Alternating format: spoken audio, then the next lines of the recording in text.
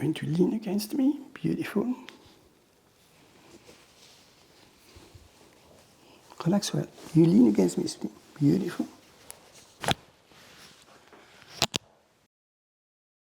For that technique, the best way to perform it is to position the patient in a very idealistic way. So for that, we're going to ask a patient, you're going to put your feet on the chair and both hands on your laps. Very good. The different steps are as follows. I'm going to tuck the patient's chin in. Then I'm going to take an index supported contact just right at the level of T2 under the spinous. I'm going to gently move my hand along the patient's neck and bring the patient against me. So she's completely passive. Then I'm going to move my leg forward and backward to find the sweet spot, which will be the relaxation between the cephalad arc of tension and the caudal arc of tension. Once I've done that, I'm going to back up my leg, back up my finger to orient it, laterally bend the head, and trust. The trust is sliding motion, sticking sliding motion, and we're going to get back to it in a little while. To master this technique, you need to practice. So please, mimic every move step by step. And remember, you can download a PDF with each one of those steps written down. Katakiro with the T2 left spinous contact. Tuck the patient's chin using both fingers.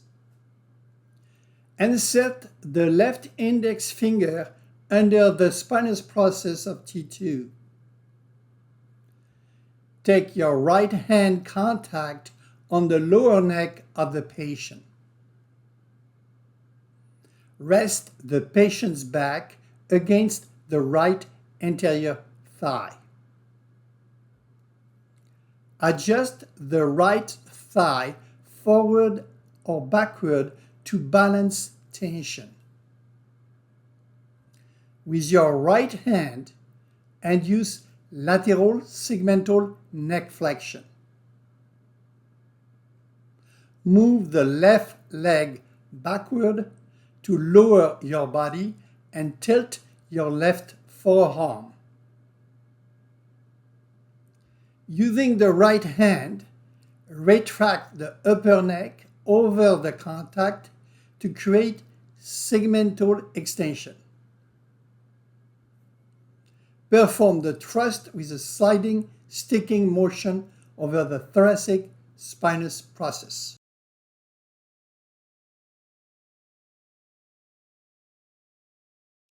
The contact with the primary hand or the active hand is going to be, this is a spinous of T2 sticking out, and we're going to go just below the spinous.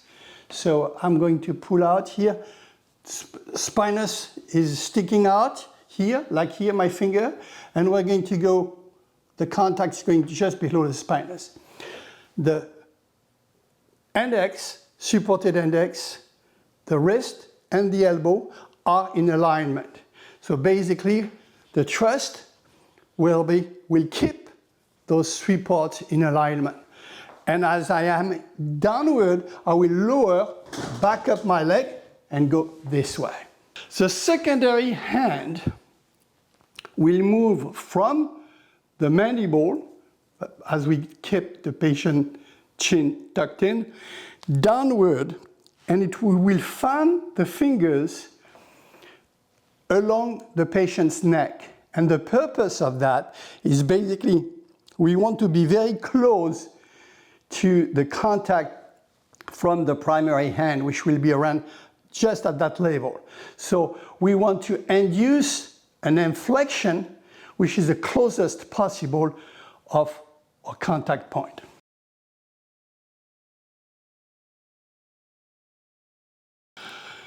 As a general rule, the thrust follow grossly the orientation of the facets. In this case, in peculiar case, we're going to go anterior, superior, and lateral to medial. So it's going to be this way. So to perform it well, we will have to back up the side of the leg on the side of the primary contact. So we need to have much wider amplitude, basically, to get a higher speed. And for that, we're going to use what we call a sliding sticking thrust. So we're just below the spinous, but basically we're going to slide on it. We're not going to get stuck like the technique that we will see a little later on, which is using a thumb contact. Here, we slide on the skin and we lead to the movement of the upper thoracic. What is a resisted technique? And it's important to understand that this is a resisted technique here. Normally, if I treat someone supine, would you mind to lay down on your back, put your head over there? Beautiful. If I treat this patient supine, I'm going to take a contact on her neck and basically this way. As I do that, the movement will be below my contact, below the contact point, and outside, basically, my two contacts on this patient. Sit up, sweetie. That's an assisted technique. Now, a resisted technique, it's basically the movement will be between the two contacting hands. And when I take a contact on T1, the movement will be just above T1 and between my other hand. So that's a resisted movement. Classically, resisted movements are very, very short in amplitude. And the other thing that we could compare that to remember if you have a jar with a lid on it, an assisted movement like most technique in chiropractic, you're going to get basically the lid of the jar and both hands will open it up, the jar being stuck on the ground. A resisted movement, one hand will go on the jar itself and the other one on the lid, and you're going to open it up. And that's the movement, the last one, that we use in that approach, resisted movement, T1 sitting. The cephalad arc of tension, and this technique requires a balancing between cephalad arc of tension and caudal arc of tension. And basically, we want to have a relaxation between those two arcs of tension, and that balancing belongs to the chiropractic art. Especially in this technique, it's a very minute positioning of the patient where we should succeed in that. And it can be a little complicated, so let's see a few things. The cephalad arc of tension is going to go, if I treat T2, from T2 up to the head. Now, as you look straight ahead and keep your vision horizontal in relation to the ground, as I push Juju forward to keep her vision horizontal to the ground, her neck goes slightly in extension. So in fact, I've relaxed the cephalad arc of tension. When I pull Juju toward me, the lordosis of the neck, the curvature disappears because she keeps her vision horizontal. So I've increased the cephalad arc of tension. Basically, in flexion extension movement like that, the tensioning is created by the nuchal ligament, which is quite strong. So let's see now what happened on the caudal aspect of this tensioning, the caudal arc of tension. So for that, if I pull Juju backward, what do I have? I relax the caudal arc of tension because basically I'm relaxing the posterior muscle. if I put Juju forward, I tense the posterior muscle and I increase the caudal arc of tension. So basically, it's two opposite functions. As I push forward, and Juju keeps her head horizontal, I decrease the cephalad arc of tension, but increase the caudal arc of tension. As I pull her backward, I increase the cephalad arc of tension, but decrease the caudal arc of tension. Easy? And that balance is the key to have a smooth, gentle type of adjustment. But it's not all. If the table goes up, basically the legs and the feet are going to dangle. If we have the feet right down the ground or in front of us, the tensioning of the caudal arc of tension is going to be different. So basically there are 4 joints that rules a bit the tensioning of that arc of tension. We need to have a constants to make it easy for us. So the joint between the lumbar and the pelvis, that will be 1. Then between the pelvis and the hip, between the femur and the humerus, femur and tibia, that will be another joint. And finally the ankle joint. So too many variables for that caudal arc of tension.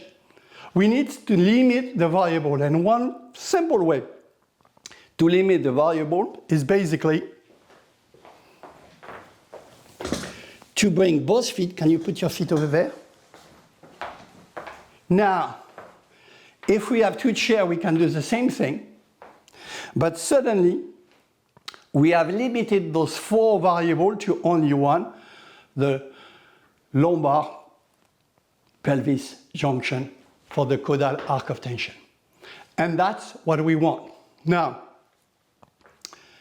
if we look at the Gonstead practitioner, I did Gonstead a lot of time, I was certified in it. But the advice was to put heels in the ground. Initially it was flat on the ground and it becomes heels on the ground. But by doing that, depending on the height of the chair, we would have a variation depending on the individual. If we put 2 chairs of the same height, we don't have that problem anymore, and we have eliminated those variables and kept only one, making it much easier to treat this patient. Facilitation to perform this treatment. Facilitation is interesting, and we have different types of them. We can have a muscular facilitation, making the muscle tight. We can have a neurological facilitation. We got quite a few. So let's start with the muscular facilitation. I want to basically fatigue a little bit the muscles of the scapular belt. So I can lean on my patient and ask her, raise your shoulder, please. Down, and again up, down. I do that several times, 5 or 6 times. I can also bring her head gentle in flexion, hold her, and ask her, push against my hand. Push. No, not with your third, just with your head. Can you push? Beautiful. Relax, relax. Push again, relax. I can go also on the muscle, locking both sides, and ask her, open your arm, come on, come on, come on, come on. Relax, stretch it. Open your arm, relax, stretch it. Beautiful. And finally, I can keep her here and ask her to just bring your shoulder together. Beautiful, relax, bring your shoulder together. Do that a few times. And those would be the muscle work that you can do prior to perform that technique if you experience a few difficulties for the first test, first try. So before you perform a second, fatigue a little bit the muscle. Contralateral inhibition is another way to basically facilitate this move. we're going to move the spinous this way. So if my head moves this way on the left, the spinous moving toward the right, normally they go in the same direction. The muscle will pull on that spinous and help in that motion. Contralateral inhibition, when you start a movement with your arm, at the beginning of the movement, the antagonist muscles are inhibited. And the interesting thing about that is at the end of the movement, the antagonist muscle contract and slow down the motion. It's a void for your joint to be disjointed, basically. So if I use that contralateral inhibition to treat this patient, it helps tremendously. So I'm going to take my contact and I'm going to instruct my patient on my prompt to turn her head on the left. Short rotation. So I tell you turn. Okay, I want you to do it quick, okay? And just a little rotation. Turn, turn. Very good. And then when I treat the patient, I will go turn. Oh, no, no, not this way. Turn, turn. There you go. And I will use that technique, highly, highly effective. You cannot use it for every technique, but here it's quite safe and quite performant. When a muscle contracts for 2 milliseconds, it cannot contract again. We call that the absolute refractory period. If we go 3 milliseconds, that will be refractory period relative. The contraction is weakens. As we push on the spinous during our thrust, the tendency of the muscle, particularly on the right side, is to contract to prevent the movement. It's a reflex. So in order to shut down that reflex, as I treat my patient and I'm like that, I tap almost synchronously with my contact hand. Now, I show you that, but I'm not expecting you to do that because it's kind of hard to synchronize those two movements. So only later on, if you can do it, it's an interesting way which is even makes the treatment even smoother. How do you evaluate if you have positioned this technique in a successful manner? First, I would say the patient cannot have any pain. Second, you should hear only one single audible release. Third, the patient's shoulder should not come out and the patient should not bring his shoulder up. Patient should stay the shoulder completely still during the treatment. And if you use a chair, like a Gonstead chair, you don't need to attach that patient, and especially you don't want the back of the patient coming off the back of the chair. That would be the last things that you want to do. Remember, it's a sliding, sticking thrust. You don't push the patient forward.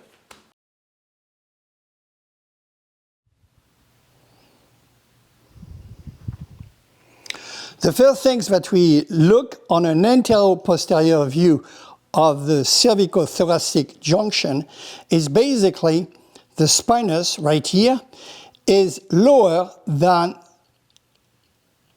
the facet, basically by 1 inch, that distance right here. So that's on a posterior-anterior view. The second thing, as we turn the spine laterally, and we look at the facet right here, we can observe that the spinous is tilted caudally. And the second thing, it's long. If we compare that to the spinous of the cervical spine, we can see that the thoracic spinous is much longer. Being longer, if we press on one of those spinous, we can see that we have a lever effect by the length of the spinous. We can also observe that the facet, and you can see it here, right here, the facet have an orientation which is mostly frontal. So the movement that we get as we press laterally on the spinous is mostly a rotational move on the spinous. And this enters in the application of our seated thoracic technique. We do press from lateral to medial on that spinous, and we are going basically directly in the main orientation of the facet itself.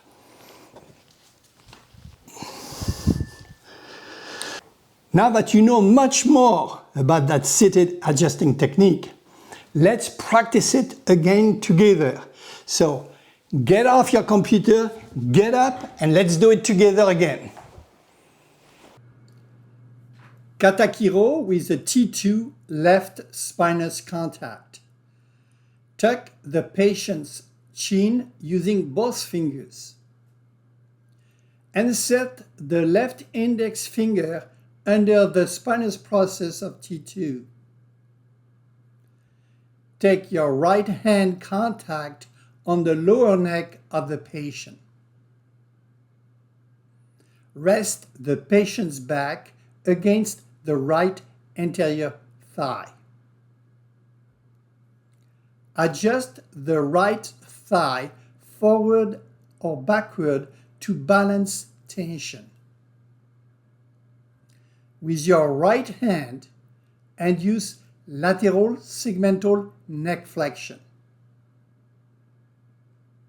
Move the left leg backward to lower your body and tilt your left forearm.